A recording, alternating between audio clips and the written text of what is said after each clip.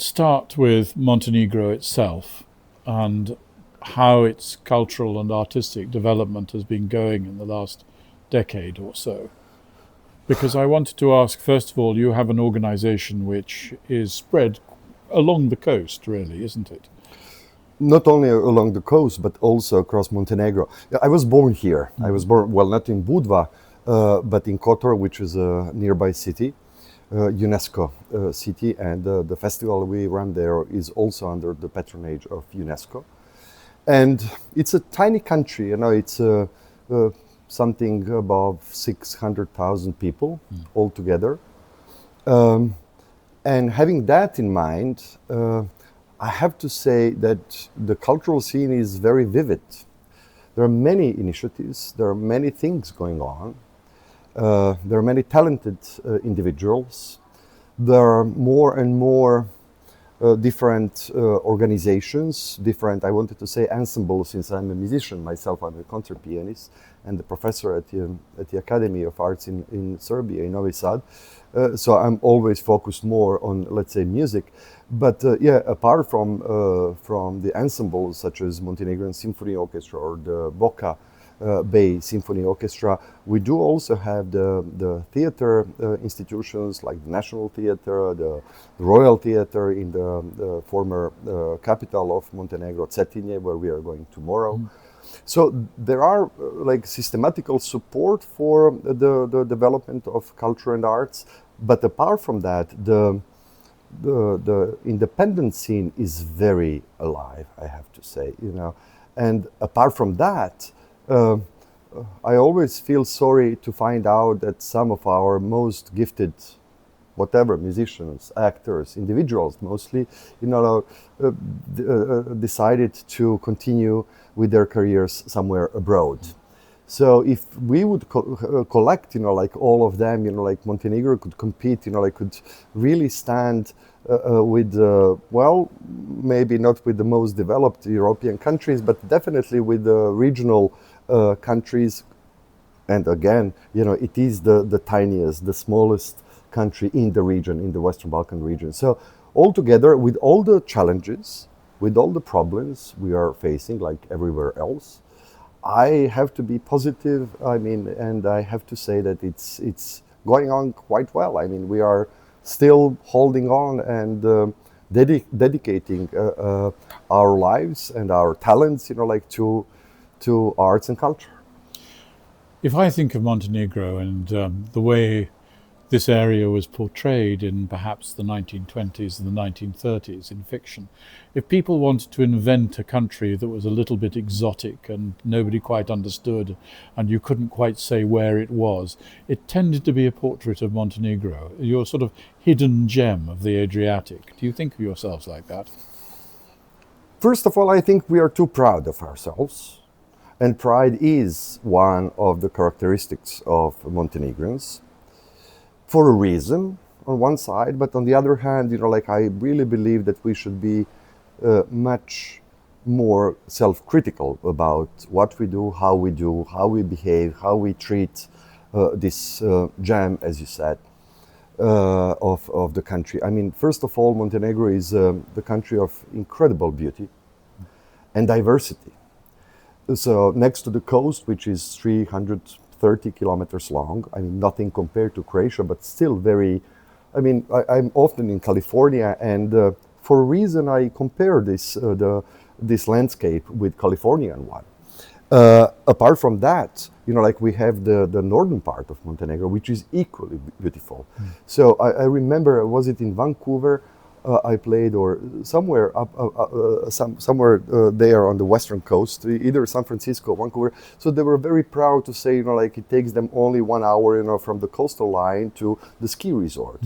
The same goes for Montenegro. So first of all, it's the beauty of the land itself, and there is the first big obstacle. How we use this land. Unfortunately, one of the bad examples is Budva itself, and the mayor of Budva actually was mentioning some things about that this morning. Uncontrolled development. Exactly. Yes. that happened after the 90s. You know, like we have to keep in mind, of course, that Montenegro was not an active country in the recent wars in Yugoslavia, apart from the, I would say, a shameful attack on Dubrovnik, which happened at the beginning of the 90s. But still, it was the part of this regional turmoils. And apart from wars, which are over, of course, there are still many political issues regionally, of course. But on the other hand, yes, Montenegro is opening up for foreign tourists. We are, well, let's say, selling ourselves as a prime touristic destination. And we pay the price, you know, like when the COVID hit a few years ago, Montenegro was in a big trouble, financial trouble, because we are so dependent on the tourism that we were on the edge of a really huge financial crisis. So yeah, tourism is well developed, and my opinion is that you know, Montenegro should use actually all the beauties of its countryside to promote really exclusive things. It's not only, to my opinion, Montenegro should remain hardly reachable, expensive, and definitely not for mass tourism. Nowadays, you know, it's totally the opposite of what my aim is. From my terrace in Kotor, you know, like every day I can see up to 4 or 5 huge cruise ships bringing in, you know, like thousands of tourists. I think yesterday it was proudly announced by the local officials, you know, like that that day, I think it was 2 days ago, there were 4 cruise ships with 8,000+ tourists and 2,000+ crew members. And you know, like these tourists spend, I don't know, a couple of hours. They spend some money, and but what then? What after that? So it's, but so again, you inherited the same problem that Dubrovnik has, basically. Dubrovnik somehow is handling, well, at least we think so, is handling this problem much better. They reduced the number of cruise ships. This year, Kotor is going to have 560 cruise ships in the season, which started, I think, sometime in April, and it ends sometime in November. Let's move on to the festivals that you run, and they're very different sorts, aren't they? And then different cities. You've got Tivat, you've got Kotor, and you've got other festivals around. Tell me something about your collection of festivals. You know, first of all, I have to start from KotorArt Festival, which is the oldest of them, of those 3 you mentioned. So KotorArt is this year celebrating the 25th anniversary, and it's officially the state festival, the festival of the state significance for the culture of Montenegro, which means that we are getting the budget from the ministry and from the municipality. But apart from that money, we were very active. So we started as a civic society, NGO, let's say, and still we are getting more than 50% of the total money that festival gets for 1 year festival, 1 year apart from these public institutions. And what sort of arts does it put on? We have mostly classical music concerts.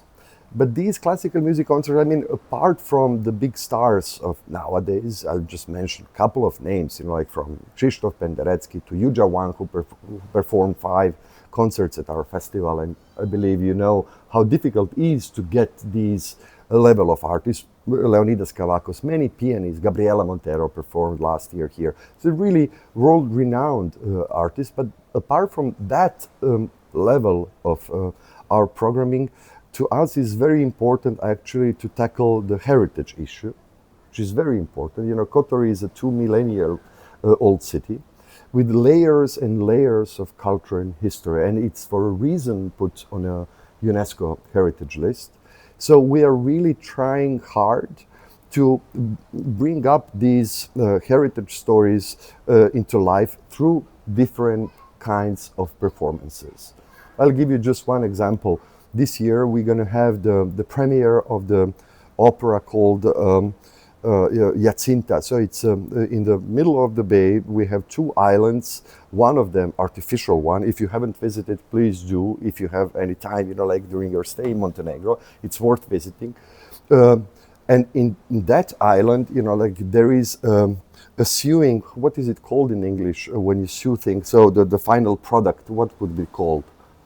A sew? Yeah. Sewing, yeah. Yes. So what would be a tapestry? Tapestry. Yeah. A small one, which she did with her own hair. And you could see the change of the color from her own hair going from blonde to gray. So she was doing that while waiting for her husband to come back from the ship.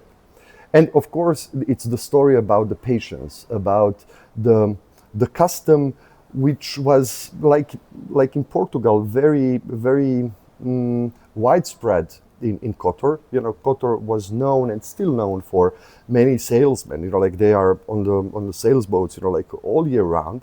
So we are actually bringing to life this story about her, but also about one part of life which describes Montenegro, the life in Bay from the past. This is just one of the examples of what we do and how we try to preserve and to present or reinterpret our heritage. And in Tivat, what's the festival there? Tivat Festival, I don't run Tivat Festival, so we started Kotor, and then with our experience from Kotor and dealing with the government and the municipality, and also with the different fundings and different grants, like we actually gathered different groups of people, both in Tivat and in northern part of Montenegro. In Tivat, we put together people who are mostly into, let's say, opera.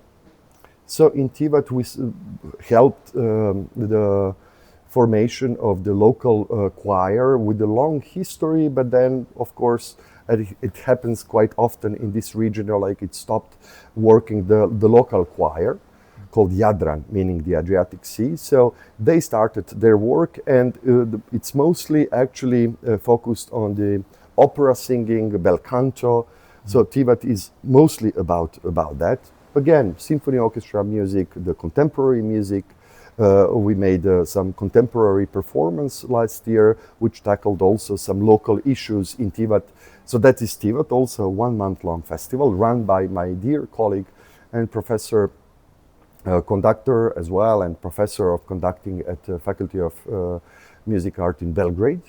Dragana Jovanović is her name. By the way, she is now the part of the Marina Abramović performance, which was premiered recently, right, in Manchester, the Balkan epic erotic, and now traveling across the world with Marina. And the third festival is up north in the northern part of Montenegro, in the mountainous part called Durmitor. To me, next to my city of Kotor and the Boka Bay, like it's the most beautiful part of Montenegro. Nature and music. So the music up there is mostly ethno profile. Folk music. Yeah. And the idea is actually so next to the concert stage, which is, very simple. So we don't have any chairs. People are using their own whatever, like they sit on the grass and looking at the musicians, listening to musicians, but also facing the incredible scenery of these Durmitor Mountains. But apart from that, their very important segment of the festival is actually ethnomusicological research. And for example, this year, we started it 2 years ago. This year is the 8th edition of it's called Wild Beauty Art Festival. And this year, the famous Bulgarian Kabbalist, forgot his name, I'm not the artistic director, again, we have the artistic director for the festival. He's promoting the local heritage, which our musicologists and ethnomusicologists wrote down from elderly people, like in their 80s, even 90s, which will be actually premiered and promoted by the world-renowned Bulgarian musicians. So in each of these 3 festivals, we have different aims according to the needs of the society, needs of the local people. Let me finish by asking you about your own playing. What's your favorite repertoire? Oh, well, I played a lot of Bach. Unfortunately, for the past couple of years, I devoted more of my time to all these festivals, and hopefully I will go back to piano playing. I played across the globe, but my recent project was with a Serbian composer, incredible one. I premiered his piano opus. His name was Vasilije Mokranjac. In the whole Balkan region, you have only one single musical, let's say, dynasty. So it's a dynasty of Mokranjac family. His close cousin was Stevan Stojanović Mokranjac, very important figure for the musical life and development of musical life in Serbia, and who composed only exclusively the choral music.